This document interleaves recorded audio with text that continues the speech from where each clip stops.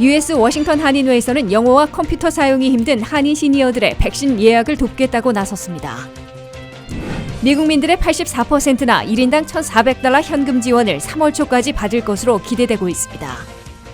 코로나 사태로 소득이 감소했거나 1, 2차 부양 체크를 아직 못 받은 경우 세금 보고를 서두르는 것이 유리한 것으로 나타났습니다. 최근 미 양로원과 기타 장기 요양시설에서 코로나 감염 사례가 감소한 것으로 나타났습니다. 워싱턴 지역은 오늘 저녁부터 내일 아침까지 또다시 눈 소식이 예보되고 있습니다. 시청자 여러분 안녕하십니까? 워싱턴 뉴스 투데이입니다. 코로나19로 한인들의 어려움이 가중되고 있는 가운데 한인 시니어들의 백신 예약을 돕겠다고 나선 분들이 있습니다. 바로 US 워싱턴 한인회인데요. 한인 시니어 중에는 백신 접종 대상자임에도 불구하고 영어와 컴퓨터 사용이 익숙하지 않아 백신 예약에 어려움을 겪는 경우가 많았습니다. 백신 물량이 많지 않은 상황에서 이분들의 마음은 급하기만 한데요. 한인들이 서로 돕는 훈훈한 모습 박남주 기자가 전해드립니다. 애넌데일에 위치한 US 워싱턴 한인회에서는 영어가 서툴고 컴퓨터 사용이 힘든 한인 시니어들을 위해 코로나19 백신 예약을 돕고 있습니다. 자, 그러면은 지금 현재 시간은 언제 가서 맞을 수 있을 것 같아요? 요즘 아무 때고 가서 맞아요. 그러면 혹시 내일 가실래요? 여기 보면은 Thursday, February 11. 프라포리 에비저니까 바로 요 밑에거든요. 네, 여기 들어가고 포마시 안에 들어가지 말고 여기 쭉 읽어보시면 나오고요. 드랍오프 하면 되는 것 같아요. 그러니까 요거 꼭 갖고 가셔야 됩니다. 네. 백신 접종 핫라인을 운영하고 있는 신동영 회장은 한인 노인분들이 백신 접종과 관련된 이메일과 전화 등을 확인하지 못하고 정보 부족으로 백신 접종 혜택을 보지 못할 것을 우려해 도움을 주게 됐다고 봉사 취지를 밝혔습니다. 나이가 드셨거나 뭐 좀 그 컴퓨터의 지식이 없거나 그다음에 우리가 영어의 소통이라든지 언어의 소통 때문에 많은 것이 지금 그 광고가 나와 있지만 이게 어디서 가서 어디서 어떻게 이거를 등록을 해야지 백신을 맞을 수 있느냐 라는 문제가 좀 생긴 거 많았었고요. 제가 알아본 결과 이렇게 많이 도와줄 수 있는 방법은 역시 내가 도와줘야 되겠다 하면서 이제 찾아다니면서도 사람들한테 권장을 하고. 신동영 회장은 코로나로 가뜩이나 위축되고 어려움을 겪고 있는 한인 노인분들이 한인회의 도움으로 백신을 잘 맞고 돌아왔다는 연락을 받을 때면 기쁘고 보람을 느낀다고 말했습니다. 반응은 굉장히 좋으셔. 뭐 열심히 해줘서 고맙다, 친절해서 고맙다, 왜 이렇게 남일 같은 일을 갖다가 자기를 같이 해주냐, 뭐 이런 거 해서 참 고맙고요. 또 절대 무료니까 100%. US 워싱턴 한인회에는 백신 예약 관련 문의가 이어지고 있으며 하루 평균 10여 건의 예약을 도와 누적 예약 건수는 수백 건에 달합니다. 애넌데일에 거주하는 김경옥 씨는 백신 접종 예약에 대한 마음은 급했으나 도움받을 길이 없어 난감해하던 중 한인회의 도움으로 예약을 마치게 돼 비로소 안심된다는 소감을 밝혔습니다. 네, 이렇게 오늘 도움 받아보시니까 어떠세요? 좋죠. 컴퓨터를 잘 못하고 또 영어가 좀 이렇게 부족한데 이제 뭐 자녀들은 다 이제 직장 따라서 다들 멀리 가 있잖아요. 그러니까 목사님이 항상 계시니까 너무너무 좋죠. 도움을 많이 받으니까. 많이 동포들이 이용을 했으면 너무 좋겠어요. 스프링필드에서 온 김창기 씨도 백신 예약뿐 아니라 실업수당 신청 등 여러모로 도움을 받고 있다며 US 워싱턴 한인회에 대한 고마움을 표했습니다. 예, 백신도 맞으러 왔죠. 백신 신청을 했는데 그게 아직 시간이 너무 많이 걸리는 것 같고 그래서 이 워싱턴 한인회 그 신 목사님을 찾아오면 좀 빠른 저희가 있을 것 같다고 해서 오늘 찾아뵙습니다. 특히 오늘 예약을 마친 한인분들은 내일 바로 CBS 약국에서 접종할 수 있게 돼 한인들의 빠른 백신 예약이 권고되고 있습니다. US 워싱턴 한인회를 통해 백신 예약을 원하시는 분들은 이름과 주소, 이메일 등의 정보를 준비해 US 워싱턴 한인회 핫라인 202-704-6969로 전화하시면 됩니다. 이민 1.5세들이 주축이 된 US 워싱턴 한인회에서는 팬데믹으로 어려움을 겪고 있는 한인들을 위해 실업급여는 물론이고 실업지원급여 전환도 돕고 있으며 기존의 코로나19 검사 등록도 돕고 있습니다. WKTV 뉴스 박남주입니다. 미국민들의 84%나 1인당 1,400달러, 부부 2,800달러, 부양자녀 2명을 둔 4인 가정에선 5,600달러 전액을 3월 초까지 받을 것으로 기대되고 있습니다. 민주당 최고 지도부는 1조 9천억 달러 규모의 바이든 미국 구조 계획을 이번 주 안에 법안으로 확정한 후 2월 22일이 시작되는 주간에 최종 가결해 3월 1일이 시작되는 주간에 1,400달러씩 입금시켜 줄 것으로 예고하고 있습니다. 보도에 한면태 기자입니다. 코로나 사태와 경제난에 여전히 신음하고 있는 미국민들에게 바이든 민주당의 지원이 한 달 안에 나오는 카운트다운에 돌입했습니다.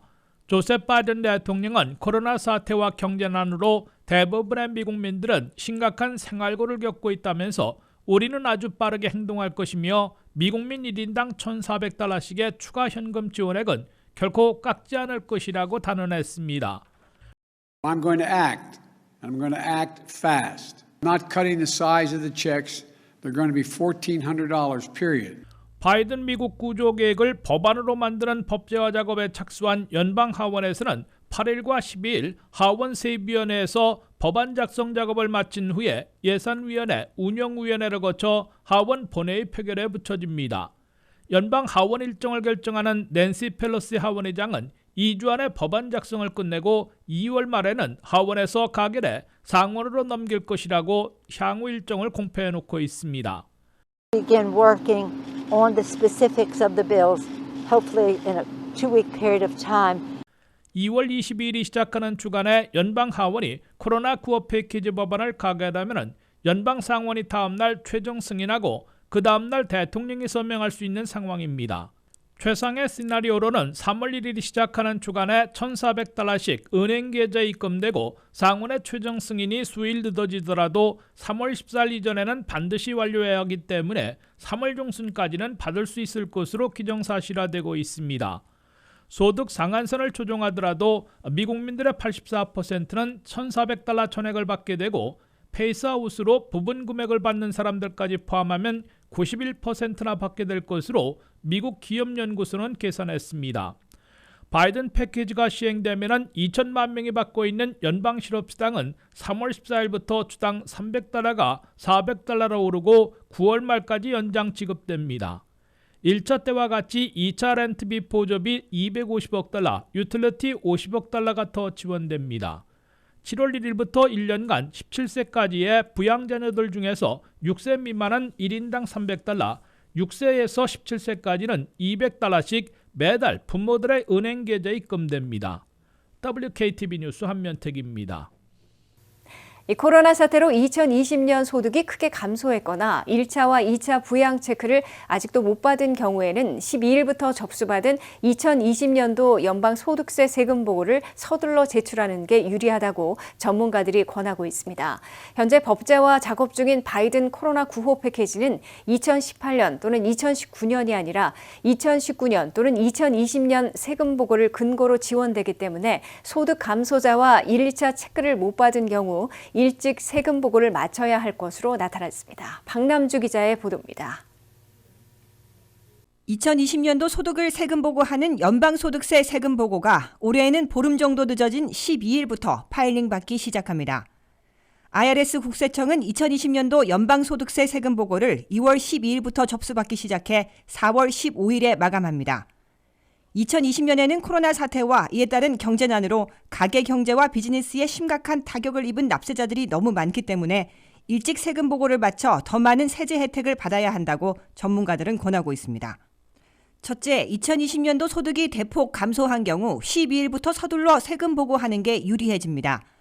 바이든 패키지가 확정돼 1,400달러 등 여러 연방 지원을 제공할 때 IRS는 1차와 2차 때 사용했던 2018년 또는 2019년 세금 보고가 아니라 2019년 혹은 2020년 세금 보고 기록을 사용하게 됩니다. 따라서 2020년도에 소득이 급감한 경우 이번 1,400달러 현금 지원을 정확하게 받기 위해서라도 2020년 세금 보고를 법안 확정 전에 일찍 제출하도록 권고되고 있습니다. 더욱이 2020년 소득이 대폭 줄어들어 고소득자로 1차와 2차 때 받지 못했던 1,200달러와 600달러도 세금 보고 시 리커버리 리베이트 크레딧을 신청하면 받을 수 있게 됩니다. 둘째, 2018년 또는 2019년에 세금 보고를 하지 않아 1차와 2차 현금 지원 수표를 받지 못했거나 지연됐던 사람들도 2020년 세금 보고를 일찍 마치는 게 유리해집니다. 셋째, 1차 1,200달러와 2차 600달러를 아직도 받지 못한 수백만 명은 12일부터 제출할 수 있는 2020년도 세금 보고서 1040 폼의 라인 30에 있는 리커버리 리베이트 크레딧 항목에 기재하는 것으로 청구할 수 있게 됩니다. 2020년 연방소득세 세금 보고 시 1,200달러와 600달러 등 현금 지원은 텍서블 인컴이 아니기 때문에 소득에 포함시키지 말아야 하는 반면 실업수당은 소득에 포함해 신고해야 합니다. 2020년도 연방소득세 세금 보고에서는 코로나 사태로 기초소득공제 등 각종 세제 혜택을 증가시켰기 때문에 전문가들이나 전문 프로그램의 도움을 받아 모든 혜택을 받아야 한다고 전문가들은 강조하고 있습니다. WKTV 뉴스 박남주입니다. 지난 몇 주 동안 미 양로원과 기타 장기 요양시설에서 코로나 감염 사례가 감소한 것으로 나타났습니다.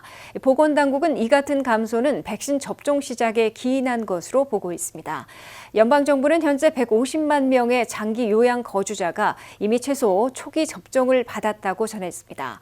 12월 중순에는 매주 약 7만 3,600건의 새로운 환자가 발생했지만 1월 말에는 31% 감소한 약 5만 건의 신규 감염 사례가 발생한 것으로 조사됐습니다. 지난 몇 주 동안 미 양로원과 기타 장기 요양시설에서 코로나 감염 사례가 감소한 것으로 나타났습니다. 그간 미국 양로원과 생활보조센터에서는 15만 3천 명 이상의 거주자들이 코로나로 사망했는데 이는 미국 전체 코로나 사망자 수의 36%를 차지한 것으로 나타났습니다.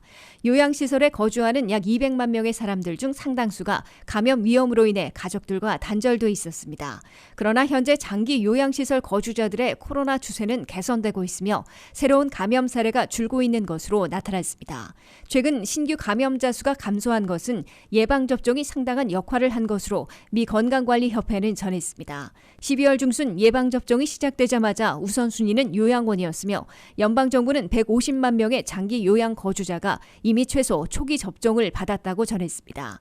현재 약 2,000개의 요양원에서는 신규 감염자가 없고 전국적으로 13%의 요양원에서는 이전보다 훨씬 적은 수의 감염 사례를 처리하고 있습니다. 웨스트버지니아주에서는 약 2,080명의 코로나 사망자 중 약 30%가 장기 요양시설에서 발생한 바 있지만 현재 발병률과 입원율은 현저히 감소했다고 웨스트버지니아 건강관리협회가 전했습니다. 24개 주에서 325개 이상의 요양원, 생활보조시설, 노인 생활 커뮤니티를 운영하는 펜실베니아 소재 제네시스 헬스케어에서도 비슷한 개선을 경험하고 있다고 전했습니다. 미 건강관리협회는 12월 말 초기 백신 접종을 실시한 약 800개 요양원의 데이터에서 이 같은 결과가 나왔다고 밝혔습니다. 백신 접종을 실시한 요양원에서는 감염 사례가 48% 감소한 반면 인근 비접종 시설에서는 21% 감소한 것으로 나타났습니다. 직원들의 경우에도 예방접종을 받지 않은 시설의 경우 18% 감소한 반면 예방접종을 받은 경우는 33% 감소했습니다. 12월 중순에 전국 장기 요양시설에서 매주 약 7만 3,600건의 새로운 환자가 발생했지만 1월 말이 되면서 31% 감소한 약 5만 건의 신규 감염 사례가 발생했다고 AP통신이 전했습니다. 1월 초에는 1,410개 시설에서 신규 발병 사례가 보고됐지만 현재 251개 시설에서만 새로운 발병이 보고된 것으로 나타났습니다. 전국의료협회의 최고 책임자 데이비드 기포드 박사는 백신이 코로나19 확산을 감소시킬 수 있다는 것을 나타내고 있어 희망의 징후가 보인다고 말했습니다. 하지만 신규 사망자 수는 약간 감소했지만 여전히 높은 수준을 유지하고 있어 아직은 승리를 선언하기 이르다는 분석이 나오고 있습니다. 워싱턴 지역에 또다시 눈 소식이 있습니다. 현재 워싱턴 지역은 저녁 7시부터 내일 오전 10시까지 기상특보가 발효된 상황입니다. 오늘 밤부터 시작된 눈은 일단 내일 오전에는 그칠 것으로 보이는데요. 이번 주는 눈이 오고 추운 날씨가 이어져 도로 곳곳이 결빙될 것으로 예상돼 출퇴근길 운전 조심하셔야겠습니다. 자세한 소식 김지수 기자가 전합니다. 워싱턴 지역에는 오늘 밤부터 또 눈 소식이 있습니다. 이번 주가 끝날 때까지 눈이 오고 기온도 뚝 떨어질 것으로 예상됩니다. 현재 워싱턴 지역은 오후 7시부터 내일 오전 10시까지 기상특보가 발효된 상황입니다. 밤부터 곳곳은 비가 내리다가 눈으로 바뀌며 1에서 3인치의 눈이 쌓일 것으로 보입니다. 비와 눈은 밤새 이어져 내일 아침 출근길에도 영향을 미치겠습니다. 목요일 아침 눈은 그칠 것으로 보이지만 밤이 되면 다시 내리기 시작해 금요일까지 DC와 버지니아, 메릴랜드 곳곳에 눈과 비를 뿌리겠습니다. 라우든 카운티를 비롯한 일부 교육구는 오후 캠퍼스를 개방하지 않는다고 알려오기도 했습니다. 내일 아침에는 눈과 비가 섞여 내리면서 도로 상황은 좋지 않을 것으로 예상됩니다. 금요일에도 흐리고 눈이 내릴 가능성이 있는 것으로 기상청은 예고했습니다. 오늘부터 금요일 오후 1시까지 예상 적설량은 DC 3에서 4인치, 리스버그 4에서 6인치, 볼티모어 2에서 3인치가 될 것으로 보입니다. 워싱턴 지역은 목요일 밤에는 대부분 영하로 떨어져 금요일 아침은 매우 추울 것으로 예상됩니다. 주말은 계속해서 영하권에 머물면서 최저 기온이 화씨 20도, 섭씨 영하 6도까지 내려가겠습니다. 토요일과 일요일도 전형적인 겨울 날씨로 영하권에 머물면서 주말 내내 방한에 신경 쓰셔야겠습니다. 목요일과 금요일에 내린 눈과 비가 얼어붙어 거리 곳곳이 빙판길이 될 것으로 예상되고 있습니다. 오늘 밤과 내일 아침까지 눈이 내려 곳곳이 미끄러울 것으로 예상되는 만큼 출퇴근길 운전에 각별한 주의가 필요한 것으로 보입니다. WKTV 뉴스 김지수입니다.